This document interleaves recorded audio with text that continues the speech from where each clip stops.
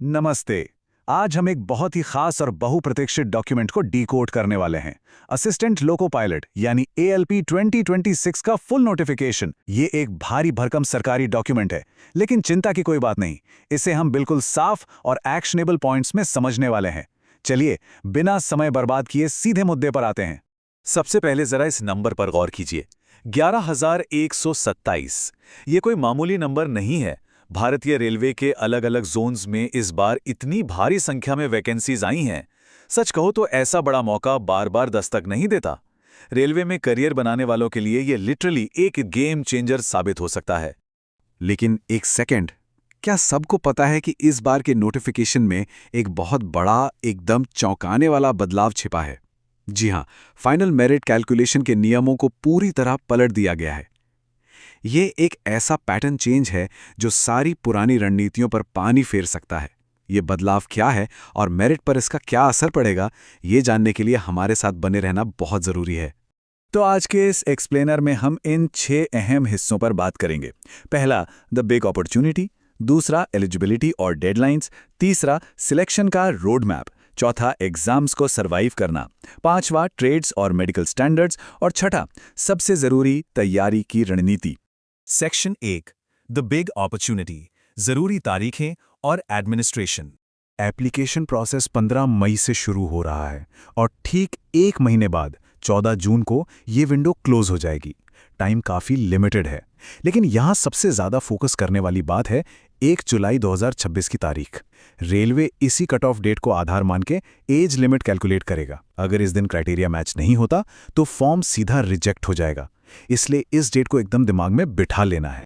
Section 2, eligibility और deadlines, यानी कौन अप्लाई कर सकता है और जेब से कितना खर्च होगा। बेस एज लिमिट 18 से 30 साल तय की गई है। और हाँ, इस न्यूनतम आयु यानी 18 साल में किसी को कोई छूट नहीं मिलने वाली।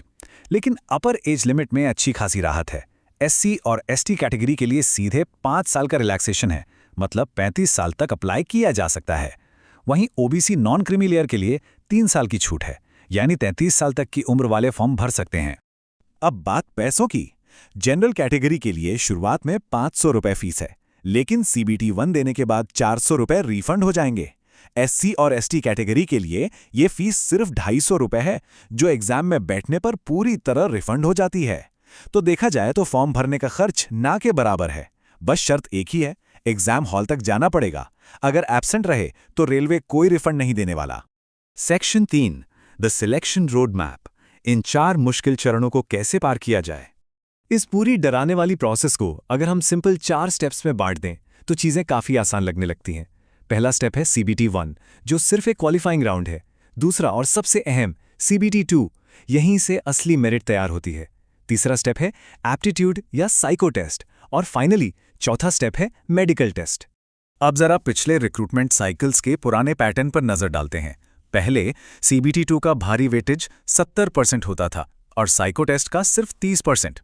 साफ है कि CBT 2 का स्कोर ही फाइनल मेरिट में दबदबा बनाए रखता था।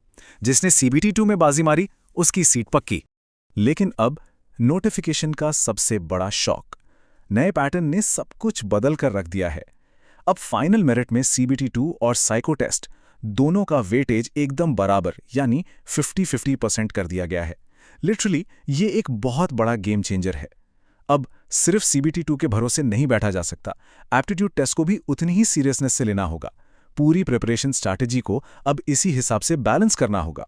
सेक्शन 4, एग्जाम्स को सरवाइव करना। CBT 1 और CBT 2 की पूरी डिकोडिंग। CBT 1 में 60 मिनट और 75 सवाल होंगे मैथ्स, रीजनिंग और साइंस से। और CBT 2 के पार्ट A में 90 मिनट के अंदर 100 सवाल हल करने होंगे, जिनमें मैथ्स, रीजनिंग के साथ साथ बेसिक साइंस एंड इंजीनियरिंग शामिल है। पर यहाँ एक बहुत बड़ा कैच है। रेलवे ने यह बिल्कुल साफ नहीं किया है कि किस सब्जेक्ट से कितने सवाल आएंगे। हो सकता है एक सब्जेक्ट से सिर्फ 10 सवाल आएं और दूसरे से सीधे 45। इसलिए सिलेक्टिव पढ़ाई से काम नहीं चलेगा। पूरा सिलेबस कवर करना ही इकलौता रास्ता है। और हाँ, एक बहुत बड़ी वार्निंग, हर गलत जवाब पर 1/3 नेगेटिव मार्किंग की भारी पेनल्टी लगने वाली है। तुक्केबाजी बिल्कुल नहीं चलेगी। इसके अलावा CBT 2 का पार्ट B, जो टेक्निकल सेक्शन होता है, उसमें पास होने के लिए कम से कम 35% स्कोर करना एकदम मैंडेटरी है। अगर ये स्कोर नहीं छुआ तो पीछे की गई सारी मेहनत बस एक झटके में 0 हो जाएगी। सेक्शन 5 ट्रेड्स और मेडिकल स्टैंडर्ड्स, वो शर्तें जिनसे कोई समझौता नहीं हो सकता। CBT 2 के पार्ट बी के लिए ट्रेड का चुनाव बहुत ही सोच समझकर करना होगा। ये फैसला पूरी तरह एजुकेशनल बैकग्राउंड पर टिका है।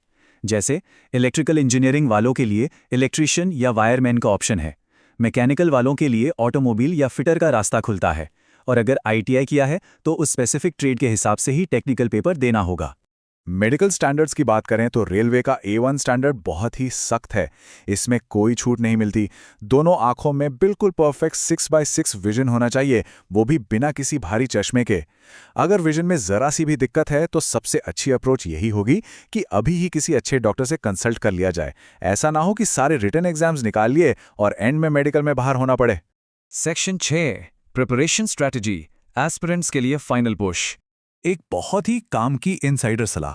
अलग अलग जोन्स में सीटों का कैलकुलेशन करने में पूरा 1 महीना वेस्ट मत होने दीजिए। इधर उधर भटकने से कुछ नहीं होगा। चुपचाप अपने घर के पास का कोई एक जोन सिलेक्ट कीजिए, टाइम बचाइए और अपनी पूरी एनर्जी बस पढ़ाई में झोंक दीजिए, क्योंकि जितनी देर सोचने में लगेगी उतनी देर में कोई और पढ़ाई करके रेस में आगे निकल जाएगा। और इस तैयारी को एक सॉलिड स्ट्रक्चर देने के लिए साइंस मैग्नेट ऐप पर कुछ बेहतरीन ऑप्शंस मौजूद हैं। अगर सिर्फ साइंस फाउंडेशन स्ट्रॉन्ग करना है तो निर्माण बैच है, जहां SM200 कोड यूज करने पर 200 रुपए का डिस्काउंट मिल जाएगा। और अगर सारे सब्जेक्ट्स एक साथ कवर करने हैं तो कॉम्बो बैच सबसे सही रहेगा। यहां SM300 कोड से 300 रुपए का ऑफ मिल रहा है। ध्यान रहे, ये कोड सिर्फ 20 मई तक ही वैलिड हैं, और जिन्हें अपना सिलेबस अपनी स्पीड से जल्दी खत्म करना है उनके लिए VOD यानी रिकॉर्डेड क्लासेस भी अवेलेबल हैं। हमेशा याद रखना है कि सच्ची मेहनत कभी बेकार नहीं जाती। जो एस्पिरेंट्स 2024 या 2025 के एग्जाम्स में थोड़े से मार्जिन से रह गए थे, उन्हें बिल्कुल निराश नहीं होना है। इस बार का कोर्स सिलेबस भी पिछले एग्जाम्स जैसा ही है। मतलब वो पुरानी तैयारी इस बार एक बहुत बड़ा कॉम्पिटिटिव एडवांटेज बनने वाली है। बस उसी मोमेंटम को आगे बढ़ाना है। तो इस एक्सप्लेनर को खत्म करते हुए एक बहुत ही अहम सवाल यहां छोड़कर जा रहे हैं। 11,127 वैकेंसीज का ये विशाल मौका और मेरिट सिस्टम में 50-50 का ये नया क्रांतिकारी बदलाव, क्या एस्पिरेंट्स इन नई चुनौतियों के हिसाब से अपनी स्ट्रैटेजी बदलने के लिए तैयार हैं? पुराने तरीकों पर टिके रहने का वक्त अब चला गया है। आज के इस एनालिसिस को बेस बनाकर एक नई और दमदार शुरुआत करने का समय आ गया है। इस डिकोडिंग सेशन में हमारे साथ जुड़ने के लिए बहुत बहुत धन्यवाद।